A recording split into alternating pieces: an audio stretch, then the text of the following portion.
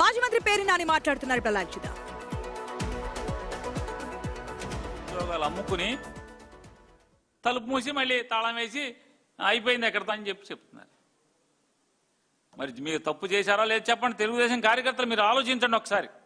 ప్రజలు ఎట్లాగా అర్థమైంది ప్రజలకి డిఎస్సిలో తప్పులు కాదు, అసలు ఎంత పతనం జరగాలో అంత జరిగింది అనేది ఆంధ్రప్రదేశ్ రాష్ట్ర ప్రజలకి అర్థమైంది.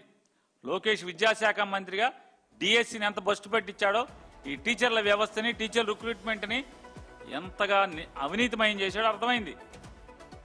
కానీ కార్యకర్తలు కూడా మీరు అర్థం చేసుకోండి ఒకసారి ఏం చేశాడు.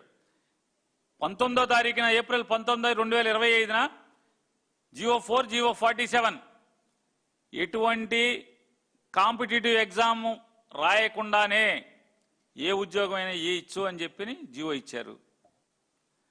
స్పోర్ట్స్ డిపార్ట్మెంట్ నుంచేమో జియో 4 అదే రోజు, జిఏడి నుంచి జనరల్ అడ్మినిస్ట్రేటివ్ డిపార్ట్మెంట్ నుంచేమో జియో 47 ఎప్పుడు ఏప్రిల్ 19, 2025. మే 15వ తారీఖున తూచ ఆ జీవోలు తప్పు, ఇక నుంచి కొత్త జీవో, ఇక నుంచి ఎవడన్నా స్పోర్ట్స్ కోటాలో ఉద్యోగం రావాలంటే కాంపిటేటివ్ ఎగ్జామ్ రాయాలి, అన్ని అర్హతలు ఉండాలి, అర్హతలు ఉన్నవాడికి మాత్రమే స్పోర్ట్స్ కోటాలో వర్తిస్తుందని చెప్తారు. మరి దొంగతనమా కాదా?